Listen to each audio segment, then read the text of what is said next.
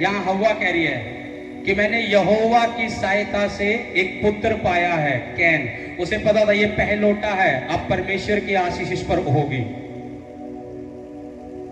लेकिन वचन इस तरह से कहता है कि हव्वा ने तो उस तरह से देखा कि ये पहलौठा है मेरा बेटा और परमेश्वर इस पर अपनी आशीष देगा। उसने कहा यहोवा की सहायता से मैंने एक पुरुष पाया है, एक बेटे को पाया है। लेकिन वो सोच रही थी कि परमेश्वर इसमें वो आशीष देगा जो पहलौठे की होती है।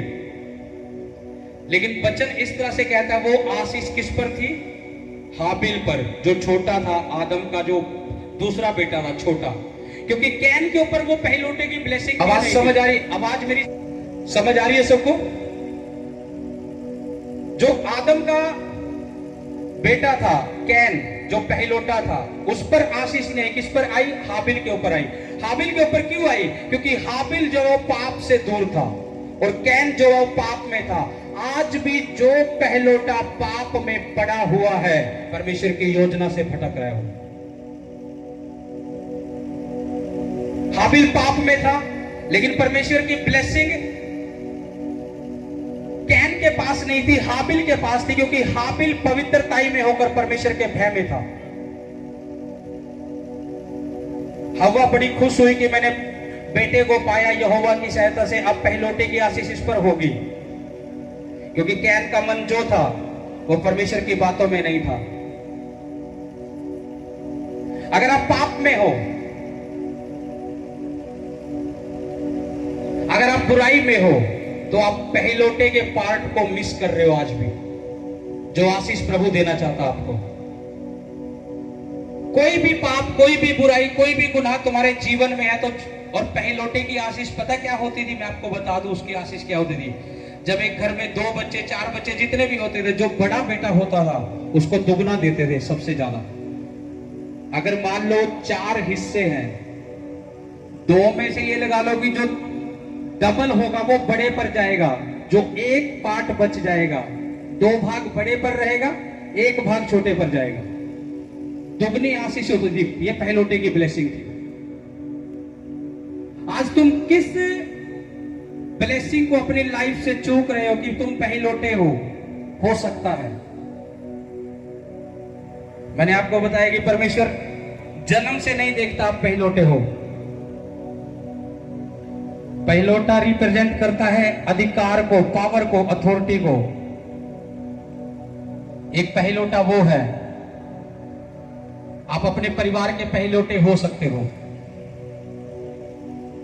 सबसे पहले आप विश्वास में आए होंगे, सब समझना, ये गहरी बात मैं आपको कह रहा हूं। अगर प्रभु ने सबसे पहले आपको चुना है, कितने लोग ऐसे हैं जिसके पास सबसे पहले सुसमाचार आया और उसने विश्वास किया अपने घरों में? वो हाथ उठाना। सबसे पहला देखो, सबसे पहले जो परिवार का मेंबर पहले ही वो विश्वास में आया, वो हाथ खड़ा करना। ये देखो कितने लोग हैं। अब आज मैं इसी पहलौठे की बात आपको बताऊंगा। तो आप परमेश्वर में पहलौठे हो, जो प्रभु ने आपके परिवारों में आपको चुना है।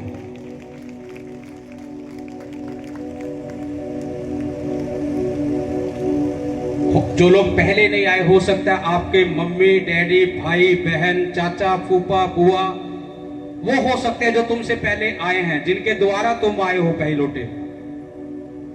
लेकिन आज मैं आपको बता रहा हूं, जब तुम पहलौठे हो तो ब्लेसिंग क्यों नहीं होता है?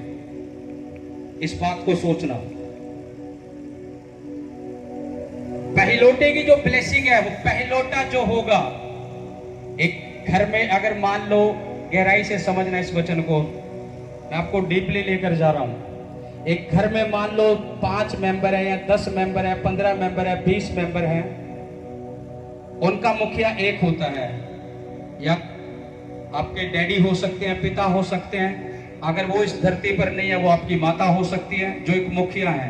और घर के 15-20 लोग उसकी सुनते हैं, उसकी सलाह करते हैं। वो मुखिया 15-20 लोग। लेकिन आत्मिक पहलौठा वो होता है जो अपने परिवार के 15-20 लोगों के लिए एक चैनल बन जाता है छुटकारे का, जिसे परमेश्वर ने चुना है। अगर प्रभु ने आपको चुना है, अगर आपके परिवार में अब भी छुटकारा नहीं है, इसमें प्रभु का कसूर नहीं है।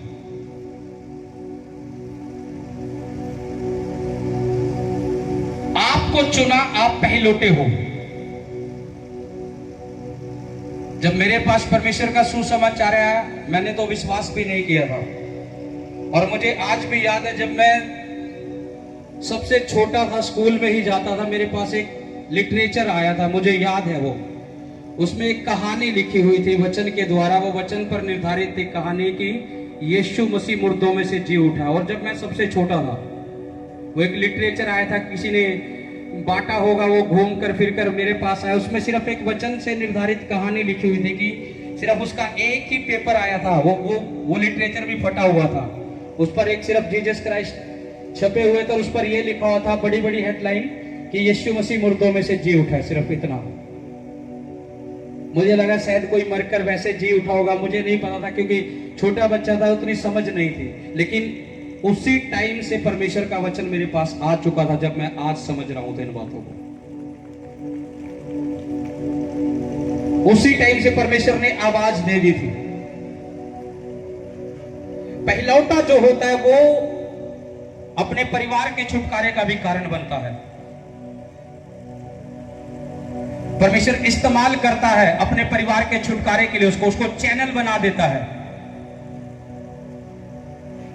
अगर तुम पहलौठे हो अपने घर में, प्रभु ने तुम्हें चुना, और हो सकता है तुम्हारा और कोई मेंबर विश्वास में ना हो और तुम प्रभु में हो। अगर तुम्हारा परिवार अब तक विश्वास में नहीं, तो तुम्हारे जीवन में कहीं ना कहीं कमी है, कहीं ना कहीं कमी है। या तुम प्रेयर में वैसे नहीं हो, या तुम्हारा सेक्रीफाइस ऐसा नहीं है जो प्रभु चाह रहा है तुमसे एक पहलौठे के रूप में, या तुम्हारा बलिदान वैसा नहीं है जो प्रभु तुमसे चाह रहा है।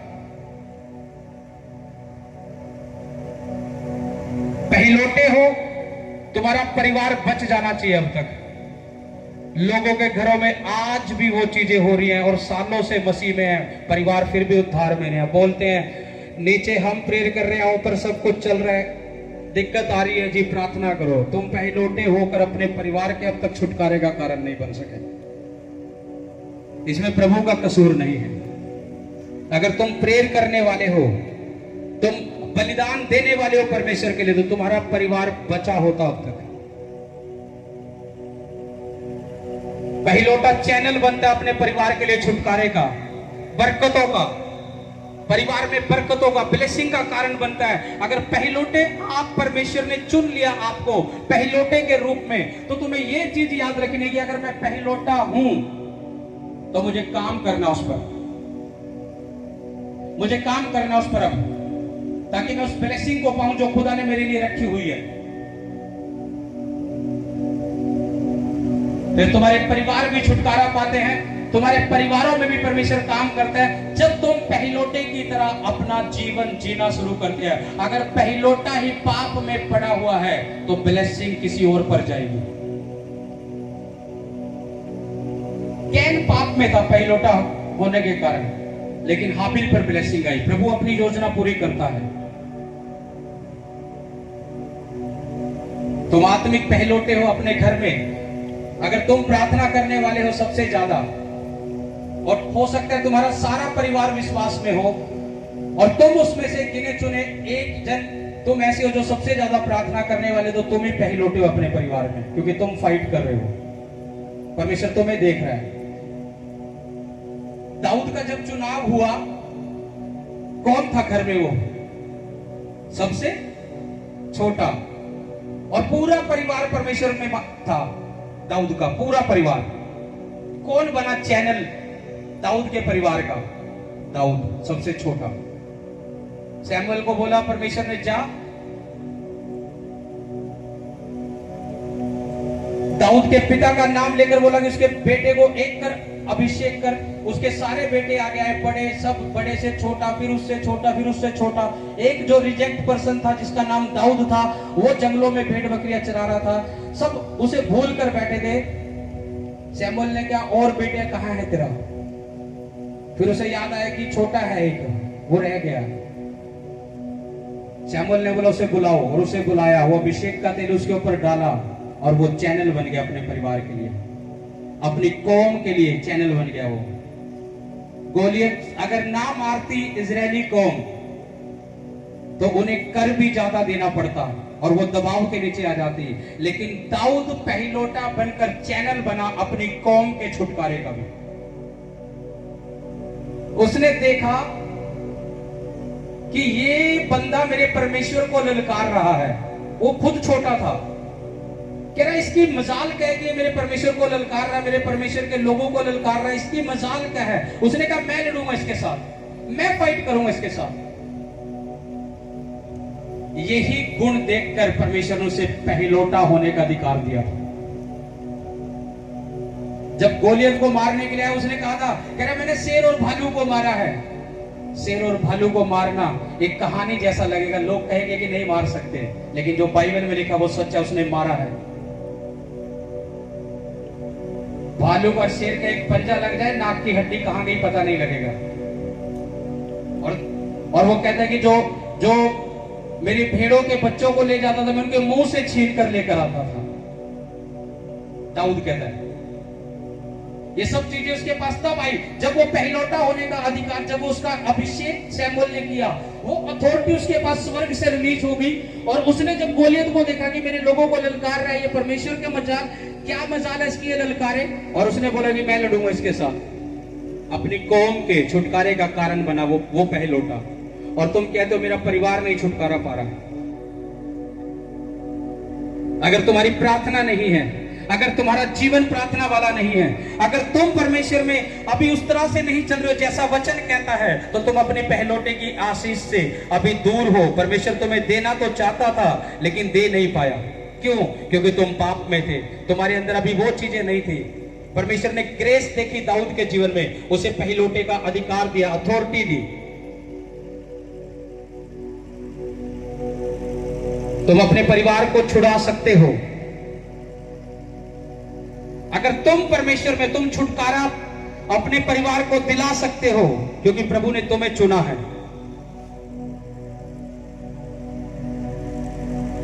एक वचन पढ़ेंगे एस्तर 2 उसका 15 से 17। जब मोद्रक ने वाचा एबीएल की बेटी एस्तर, जिसको मोद्रक ने बेटी मानकर रखा था, उसकी बारी आई कि राजा के पास जाए। मोद्रक ने उसको बेटी मान के रखा था, वो उसके चाचा की लड़की थी उसकी बहन, यानी छोटी थी वो एस्तर, उसे बेटी मान के रखा था, वो भी छोटी थी। हाँ, तब जो कुछ स्त्रियों के प्रबंधक राजा के खोजे हेगे ने उसके लिए ठहराया था, उससे अधिक उसने कुछ ना मांगा। जितनों ने एस्तर को देखा वे सब उससे प्रसन्न हुए।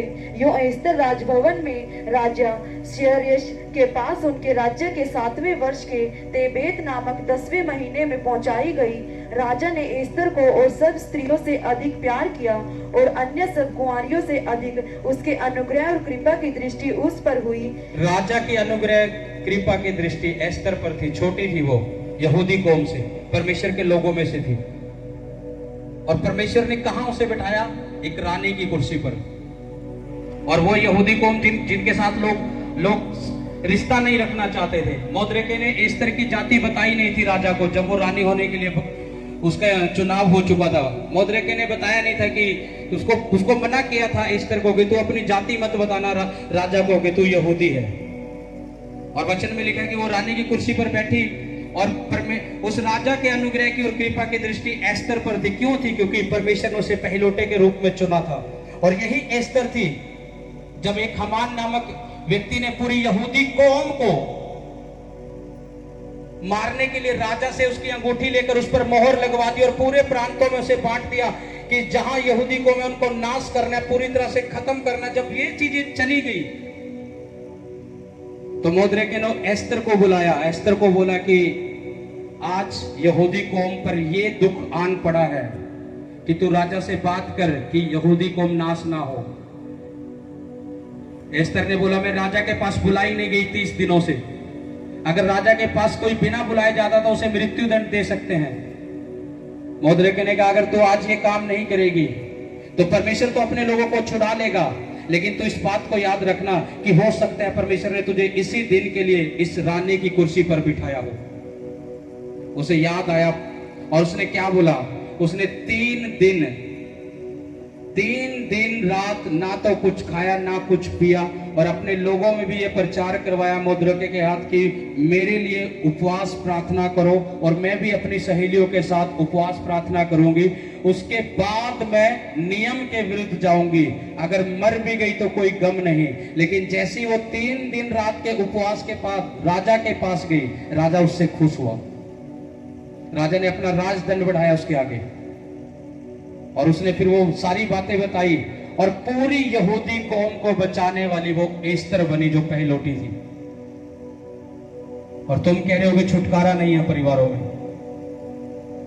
तुम कह रहे हो फैमिली छुटकारा नहीं पा रही है। फैमिली में ये काम नहीं है। अगर तुम पहलोटे हो, अपना जीवन, अपनी प्रार्थना, अपना सेक्रीफाई, अपना बलिदान उस तरह से दो ताकि पहलोटे की ब्लेसिंग भी तुम्हारे जीवन में खुलती जाए। पहलोटा छुटकारा देता है अपने परिवारों को। अगर पहलोटा पाप में है तो वो छुटकारा नहीं है।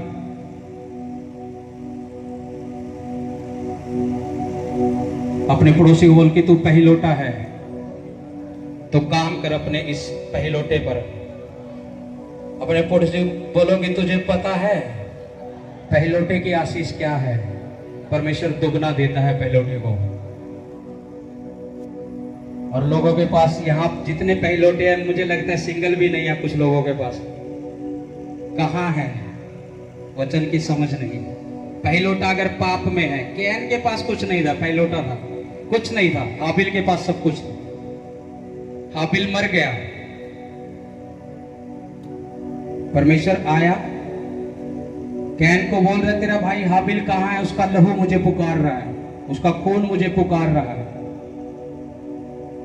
वो धरती पर पड़ा हुआ खून कह रहा मुझे पुकार रहा है, कहाँ है तेरा भाई हाबिल? तूने क्या किया उसके साथ?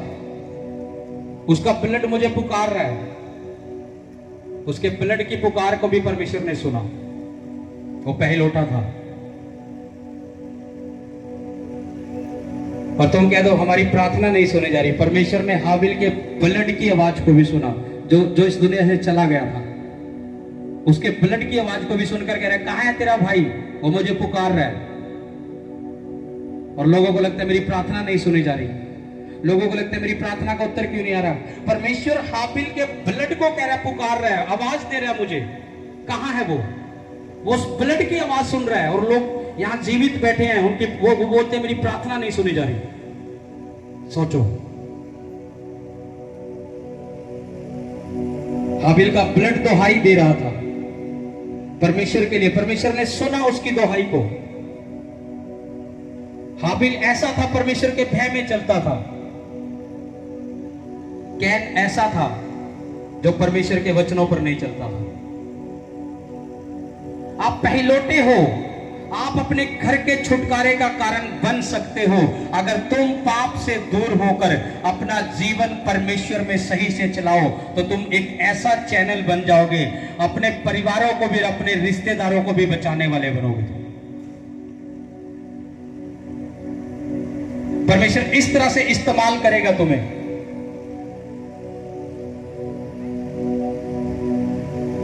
दाऊद कहां था? जंगलों में था। कहां से उठाया उसे? चल, पूरी कौम को बचा दिया। उस फलस्ती को मार के, उस गोलियत को मार के पूरी कौम को बचा दिया। एस्तर कहां थी? पूरी कौम को बचा दी, यहूदी कौम को, उपवास प्रार्थना के द्वारा। और सब स्त्रियों में से एस्तर ही पसंद आई थी राजा को, जो उसने रानी की कुर्सी पर बिठाया। ऐसी ग्रेस, ऐसा नूर कहां से आया उसके पास? परमेश्वर की ओर से। सब स्त्रियों से ज्यादा सुंदर थी वो, क्योंकि तुम परमेश्वर के भय में हो तो चीजें तुम्हारे फेवर में होगी। अगर तुम भय में नहीं हो तो चीजें तुमसे बाहर है, फिर तुम्हारे हालात तुमसे बाहर है, बीमारियां तुमसे बाहर है, तुम्हें लग रहा है बढ़ती जा रही है। अगर तुम परमेश्वर के भय में हो तो चीजें तुम्हारे फेवर में होगी, तुम्हारे फेवर में।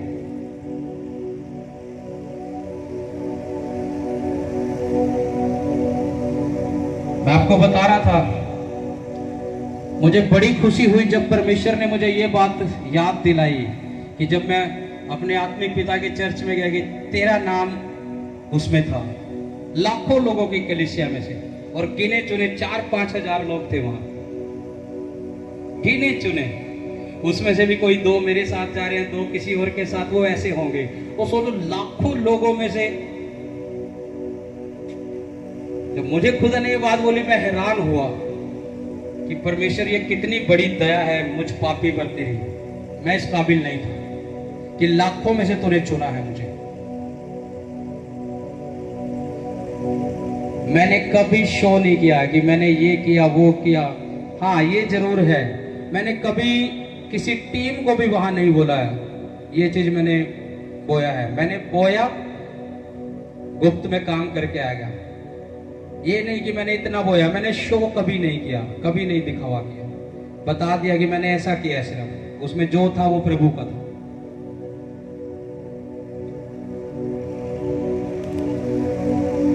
हाबिल जो परमेश्वर के पास भेंट लेकर आता था, वो बेस्ट लेकर आता था, बेस्ट भेड़ बकरियां, उनके बच्चे। स्वर्ग से भेंट परमेश्वर ग्रहण करता था उसकी, और कैन की नहीं की थी। कैन पाप में था।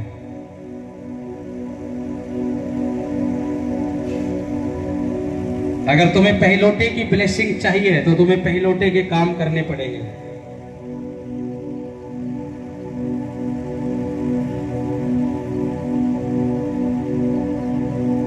ये गहरी बात, अगर तुम्हारा परिवार अब तक प्रभु में सेव नहीं हुआ, बचा नहीं है, तो बहुत सोचने वाली बात है ये।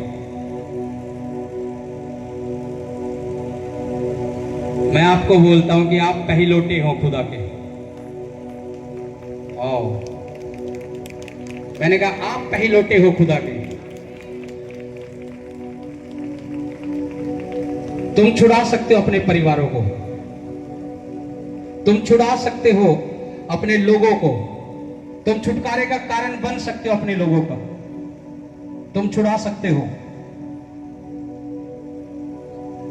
पहलोटे का हक है दुगनी ब्लेसिंग का, और जो परमेश्वर दे उसे कोई रोक नहीं सकता। एक वचन पढ़ेंगे, उत्पत्ति 49 उसका 3 और 4 वचन। हे रूबेन, तू मेरा जेठा, मेरा बल और मेरा पौरुष का पहला क्या फल कह रहा है? देखो, हे रूबेन तू मेरा जेठा, तू मेरा जेठा, यानी पहला, बड़ा। हाँ, मेरा बल और मेरा पौरुष का पहला फल है। पहला फल है, यानी तू मेरा बड़ा बेटा है, मेरा पहला फल है। हे रूबेन, हाँ, प्रतिष्ठा का उत्तम भाग और शक्ति का भी उत्तम भाग तू ही है। प्रतिष्ठा का और शक्ति का भी उत्तम भाग तू ही है। हाँ, तू जो जल के समान उबलने वाला है, तू जो जल के समान उगलने वाला है, इसलिए दूसरों से श्रेष्ठ ना ठहरेगा। अब पहलोटों को कह रहा है परमेश्वर, रूबेन को कह रहा है दूसरे से श्रेष्ठ नहीं ठहरेगा। क्यों नहीं ठहरेगा? हाँ, क्योंकि तू अपने पिता की खाट पर चढ़ा, तब तूने उसको अशुद्ध किया, वह मेरे बिछोने पर चढ़ गया। उसने पाप किया था रूबेन ने, और इसी पाप के कारण उसका वो उत्तम भाग उसके हाथ से चला गया। आपका एक पाप, एक गलती पहलोटे के। याकूब का भाई आया शिकार करके, पहलोटा था वो। क्या था वो? याकूब का जो भाई था, पहलोटा था वो। शिकार करके आया, उसने अपने भाई याकूब के देखा कि वो दाल बना रहा है, उसने दाल मांगी। उसने कहा मुझे भूख लग रही है, जल्दी दाल दे दे। उसने कहा नहीं दूंगा। कह रहा मुझे भूख लग रही है, कह रहा दे दे। कह रहा तब दूंगा जब तू अपने पहलोटे का अधिकार मुझे दे देगा, मुझे बेच देगा। याकूब तेज था, याकूब को पता था कि अगर ये पहलोटा है तो दुगनी इसके पास है सब चीजें। उसने बोला दाल जब दूंगा जब तू मुझे पहलोटे का हक बेच देगा। उसने कहा ठीक है, आप मुझे पहलोटे का क्या करना, ठीक है तू ले लो और मुझे दाल दे। उसने खाई, और उसे नहीं पता वही वर्ड उसके लिए कर्सिश के वर्ड बन गए थे। उसने बेच दिया था। और याकूब के जो पिता था, उसने अपने बेटे को देनी थी वो ब्लेसिंग बड़े को, लेकिन याकूब उसके पास गया अपने भाई की तरह बनकर, और वो सारी ब्लेसिंग लेकर आ गया जो दुगनी थी। पहिलौटे को परमेश्वर दुगना देना जानता है। इसलिए याकूब के पिता ने बोला था कि तू उसे मेरे पास लेकर आ ताकि मैं उसे आशीष दूं। वो मरने पर था, उसकी आंखें धुंधली हो चुकी थी, उसे ब्लेसिंग देना चाहता था पहिलौटे की।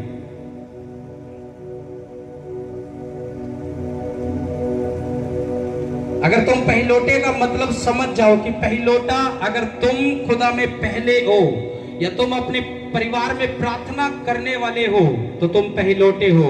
अगर तुम्हारा जीवन प्रार्थना में भी है, पाप में भी है, बुराई में भी है, फास्टिंग में भी है, तो तुम्हारी प्रार्थना फल लेकर नहीं आ रही है।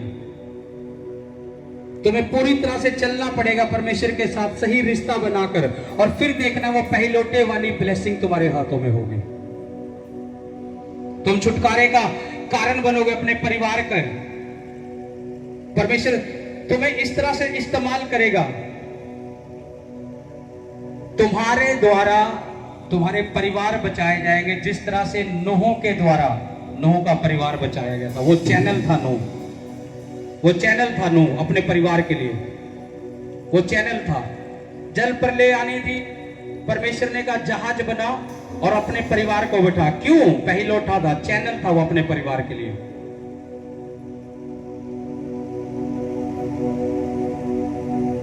तुम्हारे अंदर एक कमी, एक पाप सिर्फ तुम्हारी ब्लेसिंग नहीं रोक रहा है, तुम्हारे बच्चों की, तुम्हारे परिवारों की भी ब्लेसिंग रोक रहा है।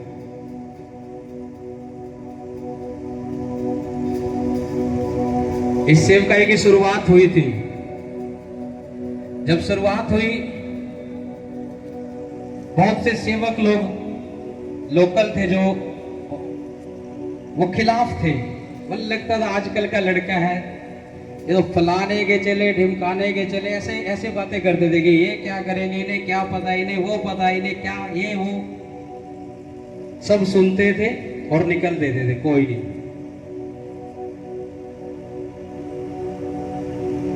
आज 9 साल जो कंप्लीट हुए, जो 10वां साल ये लगा है, बाय गॉड ग्रेस, परमेश्वर के अनुग्रह से बहुत से, अगर इस एरिया में कुछ काम करना है तो यहां सलाह होगी पहले कि हम इस काम को करें या ना करें। ये उसी खुदा के अनुग्रह से। अगर मैं पहिलौटा हूं और मैं पहिलौटे की तरह खुदा के साथ चल रहा हूं तो दुगनी आशीष मेरी है। बहुत से लोग तारीफ करते हैं मेरी, समझ रहे हो? बहुत से लोग तारीफ करते हैं, ज्यादा तारीफ करते हैं, और परमेश्वर उतना ही ऊंचा करता है। लोगों ने उस समय में ज्यादा तारीफ करी जब स्टार्टिंग हो रही थी, ये क्या वो क्या। आज इन 9 सालों के अंदर ही, 9 साल के अंदर, 10वां तो आज से, इस महीने से हम मना रहे हैं, 9 साल के अंदर ये खुदा का भवन भी है। और ये घमंड है तो मेरे खुदा पर है, उसने किया है। लोग आज भी वही के वही हैं, एक कमरे में, बाहर नहीं निकले 20-20, 25-25 साल से। चेहरे भी वही हैं, चेहरे भी वही हैं। आपको पता है परमेश्वर को कौन सी भेड़ें चाहिए? जो भेड़ें फल लेकर आई, जो बच्चे पैदा करती हो। हर संडे, हर बुधवार नए बच्चे आते हैं। वो कलीसिया बांझ है जो बच्चे पैदा नहीं कर रही है आज भी।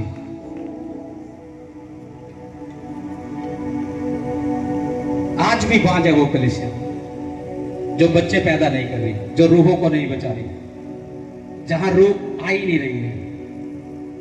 और वो जगह, वो कलीसिया फलवंत है जो रूहों को पैदा कर रही है। मुझे एक बार खुदा के दास ने बोला, उस समय इतनी सेवकाई नहीं थी, मुझे बोलते थे कि खुदा तुझे, उस समय मैं अपने आत्मिक पिता के साथ जुड़ा हुआ भी नहीं था वहां पर, मैं अकेला ही था अपनी धुन में, क्योंकि मैं परमेश्वर की आवाज सुनकर चलता था कि प्रभु मुझे क्या कह रहा है। मैं किसी के अंडर नहीं था, बस खुदा के अंडर था, चला जा रहा था। और एक दिन खुदा के दास जिनसे मैं बात कर रहा था वो प्रोफेट थे। मुझे आज भी याद है वो वर्ड, प्रभु मौजूद है हमारे बीच में। उन्हें फोन पर मैंने बोला प्रेयर करो, उन्होंने बोला कि मैं ऐसा देख रहा हूं कि खुदा आपको जैसे अपने दास अपोस्टल जी को, अंकुर नरूला जी को इस्तेमाल कर रहा है, वो आपको ऐसे इस्तेमाल करेगा। उन्होंने फोन पे मुझे ये बात बोली, सुनना। मैंने फोन रखा, मैंने कहा वैसे ही बातें मार के चला गया। मैं तो उन्हें जानता ही नहीं था, ना मेरा वहां कुछ लिंक था, ना कभी मैं उन्हें जानता था, ना कभी सुनता था। रियल है ये बात। मैं क्या वैसे ही बातें मार के चला गया, ना कभी मैं फॉलो करता उनको, ना कभी। ये बात है 2018 की, शायद 19 की। मेरे यही वर्ड थे कि मैं क्या वैसे बात मार के चला गया। और एक दिन खुदा ने ही मुझे ड्रीम दिखाया उस दास के साथ। और जब वो मेरे ड्रीम में आए, उन्होंने व्हाइट कपड़े डाले हुए, मेरे भी व्हाइट कपड़े, और वो प्रभु के दास मुझे अपनी गाड़ी में बिठाकर लेकर चल रहे। मैं यहाँ बैठा हूँ और वो गाड़ी चला रहे प्रभु के दास। और जब वो हम उतरे तो उन्होंने मेरे कंधे पर हाथ ऐसे रखा जैसे एक पिता रखता है और अपने बेटे को लेकर चलता है। मैं समझ नहीं पाया और प्रभु ने मुझे बोला कि अब तुझे वहां जाना है। ये उस भविष्यवाणी के 2-3 साल के बाद हुआ मेरे साथ। भविष्यवाणी पहले हो गई थी और आज लोग बोलते हैं कि वो मसा, वो ग्रेस यहां मौजूद है। मुझे वो भविष्यवाणी याद आती है कि उस समय खुदा ने बोला था। उस समय मैं कहता था, वैसे ही बोलकर चला गया। ये सब चीजें आपकी मेहनत के द्वारा होगी। पौलुस ने कहा अपनी भविष्यवाणी के विषय में काम कर जो तेरे विषय हुई है। अगर तू ढीला पड़ जाएगा वो रह जाएगी, पूरी नहीं होगी, डिले में रहेगी, देरी में रहेगी। अगर तू उस पर काम करना जानता है तो वो पूरी होगी समय पर। कुछ भी बातें तुम्हारी लाइफ में यहां से रिलीज की जाती है, उस पर काम करो, पौलुस कहता है। कुछ भी भविष्यवाणी होगी, ये नहीं है कि भविष्यवाणी होगी चलो अब तो प्रभु अपने आप पूरा कर देगा और तुम अपने धुन में मगन और तुम सोचो प्रभु ने पूरा नहीं किया तो नहीं करेगा जब तक तुम उस पर काम नहीं कर रहे हो। पौलुस कहता जो भविष्यवाणी की बातें तेरे विषय में कही गई उन पर काम कर, उन पर काम कर। अगर किसी भी खुदा के दास ने मुझे कुछ कहा है, उस खुदा के दास ने जिसको मुझे लगता है कि ये रियल परमेश्वर की ओर से है, ऐसा नहीं भी कोई भी आया, क्योंकि वचन कहता है पहला थिस्सलुनीकियों में कहता है कह रहा हर एक आत्मा की प्रतीति ना करो वरन आत्माओं को परखो। ये नहीं है कि कोई भी आया, जो रियल खुदा का दास है, जो जो जो मुझे आत्मा में महसूस किया कि हाँ ये परमेश्वर का भेजा हुआ है या ये परमेश्वर की ओर से है। तुम्हारी लाइफ में खुदा का दास कुछ भी बोलता है, वो वर्ड तब पूरे होते हैं जब उसमें आप काम करते हो। बहुत बार प्रभु बिना काम के भी उन्हें पूरा कर देता है, वो चिन्ह दिखाता है तुम्हें कि जो मैंने बोला उसे पूरा किया है। लेकिन बहुत बार जो देरी होती है वो पूरे नहीं होते, तुम्हें लगता है वो भविष्यवाणी अब तक पूरी नहीं होती, तो तुम्हें अपने आप देखना है कि मैं उस पर काम कर रहा हूं कि नहीं कर रहा हूं, मैं उस पर प्रेयर कर रहा हूं कि नहीं कर रहा हूं, उस चीज के लिए मैं उस चीज के लिए फाइट कर रहा हूं कि नहीं, प्रार्थना में, उपवास में। जो चीजें बोली उस पर काम कर, पौलुस ने कहा, फिर वो तेरे जीवन में पूरी होंगी।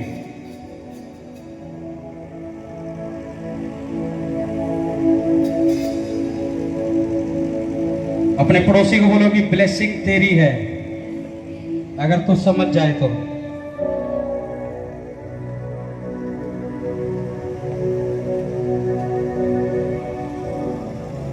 मैंने संडे आपको बताया कि दुष्ट आत्मा कहां से आती है और कहां काम करती है।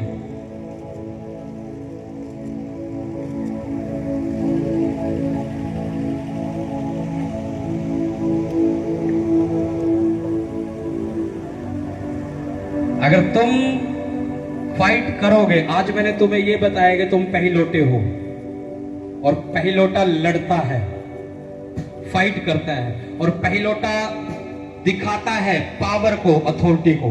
पहिलौटे का जो मतलब है पावर को, अथॉरिटी को।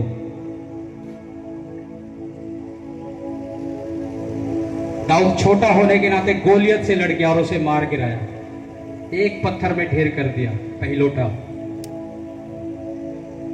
एस्तर गई 3 दिन उपवास करके राजा के पास गए, अपनी पूरी कौम को बचा लिया, पहिलौटा थे परमेश्वर की नजर में।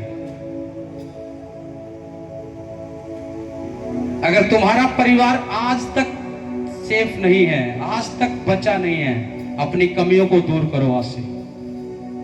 रूबेन को कह रहा तू जो उत्तम भाग का वो था, जो तुझे मिलना था उत्तम, वो तुझे नहीं मिलेगा क्योंकि तूने पाप किया है।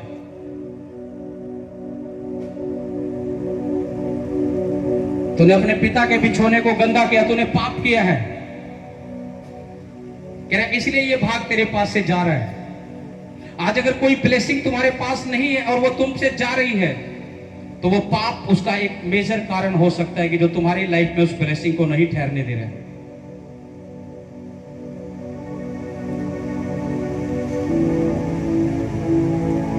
उस पाप से जैसे तुम फिर जाते हो, मोजिस, मूसा, कौन था? कौन था मूसा? हाँ? कौन था? पहिलोटा? कौन था? मोजिस का जो बड़ा भाई था वो हारून था। मोजिस 80 साल में अगर परमेश्वर ने उसे इस्तेमाल किया तो हारून लगा लो उससे 2-3 साल 83 उससे बड़ा था। लेकिन परमेश्वर ने किसको चुना? मूसा को, मोजिस को, कि मेरे लोगों को छुटकारा देने के लिए मिस्र से तू जा।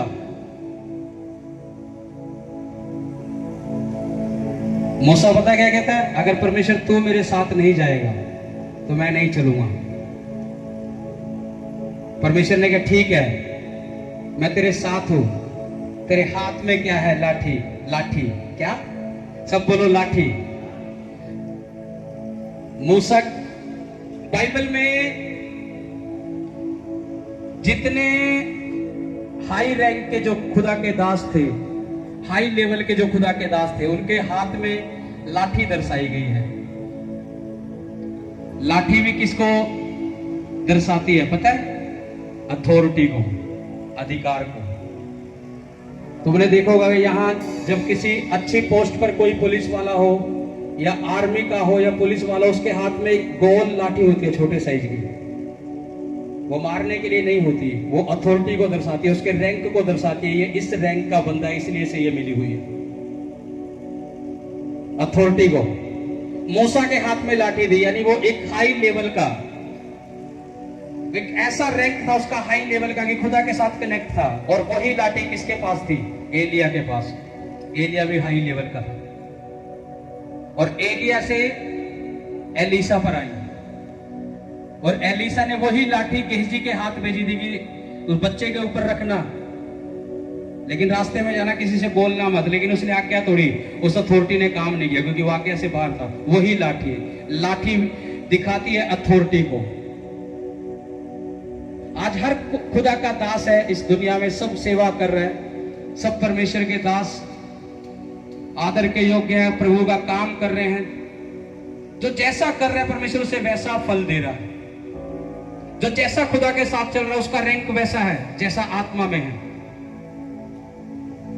उसका रैंक वैसा ही है, जैसा खुदा के साथ उसका रिश्ता है। अगर तुम्हें किसी का जीवन में चेक करना तो उसकी ब्लेसिंग को देखना, खुदा की क्या है उसकी लाइफ में, उसे पता लग जाएगा कि इसका रिश्ता प्रभु के साथ कैसा है कैसा नहीं है।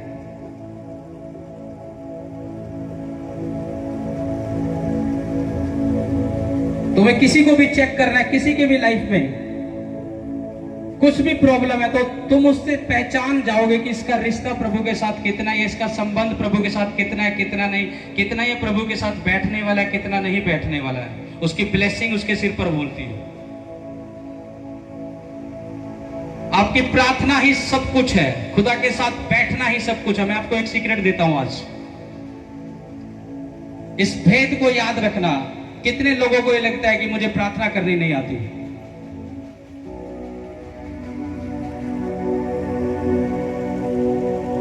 अब मैं आपको एक चीज बोल रहा हूं, तुम्हें लग रहा है कि प्रार्थना करनी नहीं आती, तुम डेली जाओ, डेली।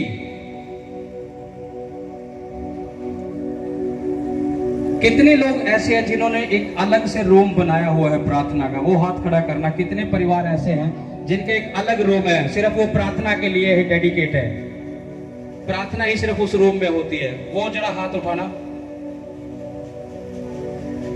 कितने कम लोग हैं जिन्होंने एक रूम को डेडिकेट किया हुआ, कितने कम हैं। और अब नीचे करना, अब वो लोग हाथ उठाओ जिनके पास रूम तो है, डेडिकेट कर सकते हैं प्रार्थना के लिए, चल जाएगा, और बनाया नहीं प्रार्थना का रूम, वो हाथ खड़े करना जिनके पास रूम तो है। और अभी भी बहुत से लोग हो गए, कुछ हाथ अभी उठ नहीं रहे हैं। देखो कितनी बड़ी गलती है। तुम्हारा एक स्थान ऐसा होना चाहिए तुम्हारे घरों में जहां तुम प्रार्थना कर सको। अगर तुम्हारे पास नहीं है, वो मजबूरी है, तुम अपने बेडरूम में भी कर सकते हो, वो मजबूरी है। एक खुदा के दास की टेस्टमनी देता हूं मैं। एक परमेश्वर का दास था, प्रभु से बहुत प्यार करता था वो। उसके पास इतनी भी जगह नहीं थी कि वो बैठकर प्रार्थना कर ले। एक कमरा था सिर्फ, वो बता रहे थे कि, और घर में ऐसा माहौल था कि प्रार्थना कर ही नहीं सकते थे।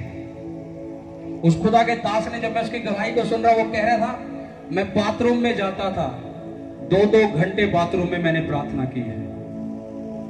2-2 घंटे बाथरूम में। सोचो, वो अपनी गवाही में बता रहा, कह रहा मैं उसको परमेश्वर की भूख थी, कह रहा 2-2 घंटे मैंने बाथरूम में प्रार्थना किया प्रभु से।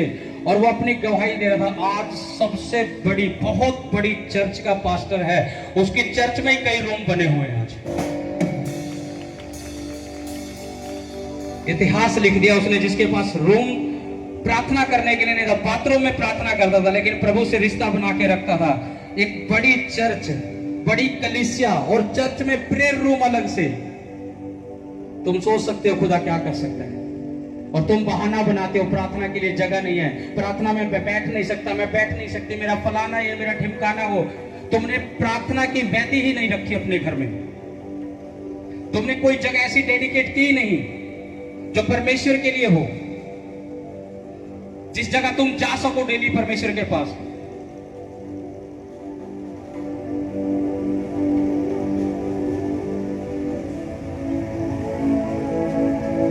अगर तुम मेरी इस बात को समझ जाओ कि मैं आपको क्या कह रहा हूं, कि तुम्हारी प्रार्थना का एक जगह होना चाहिए।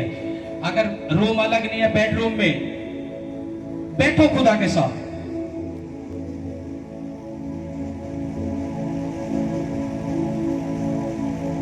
जब परमेश्वर उस अपने दास की प्रार्थना, वो उसके पास रूम नहीं है, ऐसे हालात है कि वो घर में जगह नहीं है, बाथरूम में 2-2 घंटे परमेश्वर से प्रार्थना कर रहे हो, और परमेश्वर ने उसके जीवन में इतना बड़ा काम किया है। तो सोचो, तुम्हारा बलिदान, तुम्हारा सेक्रीफाइस क्या है खुदा के लिए तुम्हारा। जब तक बलिदान नहीं दोगे, काम नहीं होंगे। रोम बनाओ, जाओ डेली उस जगह पर, डिक्लेयर करो उस वेदी पर से। एलिया आया, जब बाल के नबियों को मारा था, क्या सेट किया था वहां पर, क्या सेट की थी उसने? प्रार्थना की वेदी, जो इजाबेल ने तोड़ दी थी परमेश्वर की प्रार्थना की वेदी। एलिया ने उसे ही सेट किया, उसे बनाया, उस पर अपनी प्रार्थना की भेंट वहां चढ़ाई। आज मैं उस वेदी की बात नहीं कर रहा जो पुराने नियम में थी, आज मैं उस वेदी की बात कर रहा हूं जो तुम अपने घर एक रूम, एक ऐसी जगह बना सकते हो जिसमें सिर्फ तुम प्रार्थना के लिए हो। वो जगह ऐसी नहीं है कि तुम उसी में बर्तन पड़े हैं, उसी में जहां खाया पड़ा है सब कुछ, वो नहीं। एक ऐसा डेडिकेट रूम कि उसमें तुम, खुदा या तुम्हारा परिवार जाए, खुदा से बातें करे, वचन पढ़े, बस। एक ऐसी जगह से तुम जब डेली प्रेयर करोगे, खुदा क्यों नहीं सुनेगा। जिस जगह भी तुम प्रार्थना करने लग जाते हो, वो एक वेदी बन जाती है। लोगों को समझ नहीं है ये बातें, और उन्होंने बनाया नहीं है। बेड पे बैठे हैं, प्रार्थना कर रहे जी, चलो जी 10 मिनट की, और सो गए बेड पर। कोई सिस्टम नहीं प्रभु के साथ। एक वेदी ऐसी बनाओ, 2 रोटी कम खा लो, लेकिन कुछ चीजें ऐसी करो जहां तुम, जिन चीजों के पास तुम बैठकर शैतान से फाइट कर सको। वेदी, मैं आपको बहुत कुछ दे सकता हूं। कितना वो समझ आ रही है मेरी बातें अभी? वेदी वो जगह होती है जिससे शैतान कांपता है। जिस जगह से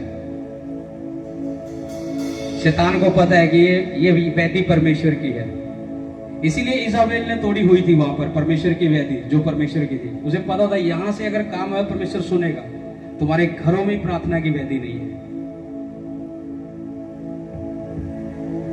कितने लोग समझ रहे हैं?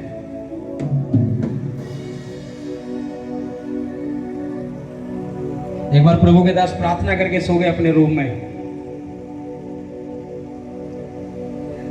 प्रार्थना करके सोए और उसे ऐसा लगा कि प्रार्थना के रूम में कोई आया है। उसने देखा एक बड़ा शैतान दिखा कि आया है। उसको था कि दास ने बोला चल जा, सो गया।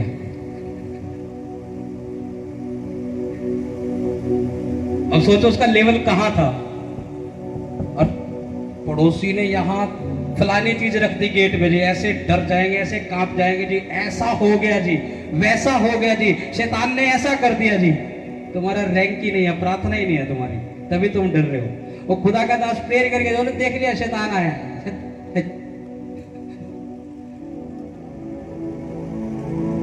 और तुम कह रहे हो कि फलाने ने ऐसा कर दिया, ढिमकाने ने ऐसा कर दिया। तुम्हारी प्रेयर मोस्ट इंपॉर्टेंट है। तुम्हारे आत्मिक क्षेत्र में, तुम्हारे स्पिरिचुअल रैलम में ये मोस्ट इंपॉर्टेंट है। तुम्हारी प्रेयर, तुम फाइट करते हो अंधकार की शक्ति से। तुम्हें पता है जो मसीह जन है वो एक फाइट में रहता है हमेशा। और फाइट किसके साथ है? अंधकार की ताकतों के साथ, शैतान के साथ। तुम चल रहे हो, फिर रहे हो, जा रहे हो, कहीं भी जा रहे हो, तुम फाइट में हो, तुम फाइट में हो।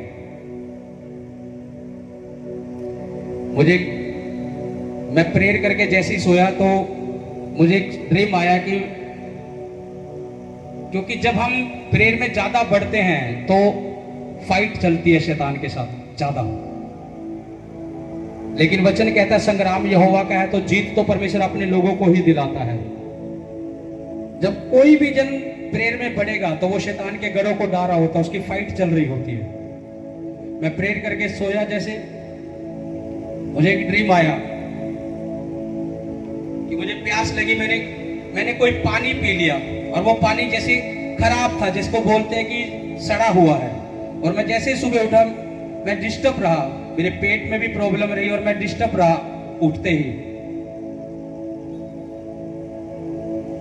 और मेरी प्रेयर भी डिस्टर्ब हो गई कि मैं प्रेयर के रूम में ही नहीं जा पाया। जब मैं डेली प्रेयर के रूम में जाता हूं तो मैंने सब चीजें छोड़कर मैं अपने प्रेयर के रूम में घुसा। और मुझे पता था कि जो चीज शैतान अटैक कर रहा है कि ये कहां से हो रहा है, कि मेरी प्रेयर को डिस्टर्ब कर रहा है, ये चाह रहा है कि प्रेयर ना करे, ये प्रेयर में ना बढ़े। मुझे पता था कि ये अटैक है, एक स्पिरिचुअल रेलम में, एक आत्मिक क्षेत्र में ये अटैक है और मुझे इसको कैसे हैंडल करना है। मैं प्रेयर के रूम में गया, मैंने प्रेयर भी नहीं की। जो सपने के द्वारा था मुझे उसी टाइम वॉमिटिंग आई और मैं बिल्कुल, मेरा पेट भी फ्री और मेरा माइंड बिल्कुल सेट। और मुझे प्रेयर में जैसे मैं बैठता था वैसे ही बैठने लगा। फाइट चलती है, आपका अगुआ फाइट करता है आपके लिए भी, और शैतान देखता है कि कौन किसके लिए फाइट कर रहा है। इसलिए मैं तुम्हें बोलता हूं आपकी भी जिम्मेदारी बनती है कि आप अपने अगुओं के लिए प्रार्थना करें जब वो आपके लिए लड़ रहे हैं।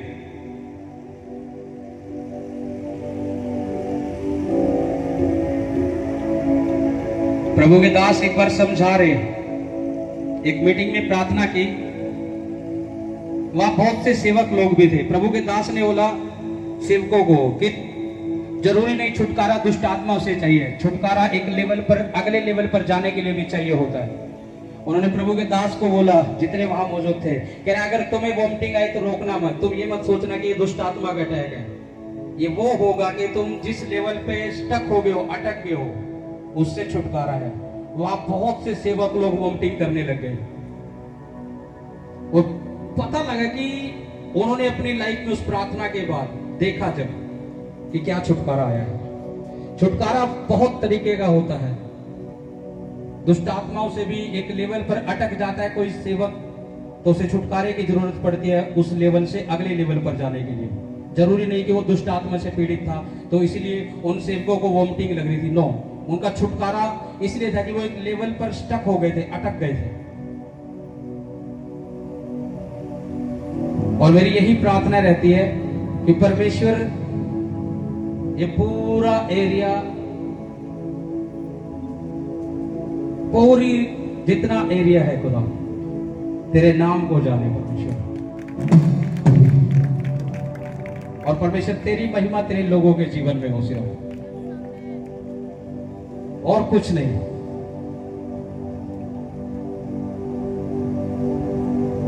आज से अगर तुम्हें छुटकारा देखना है अपने परिवारों में भी, तो तुम अपने आप को पहिलौटे के रूप में देखोगे, मैं पहिलौटा हूं और मुझे प्रेयर में रहना है।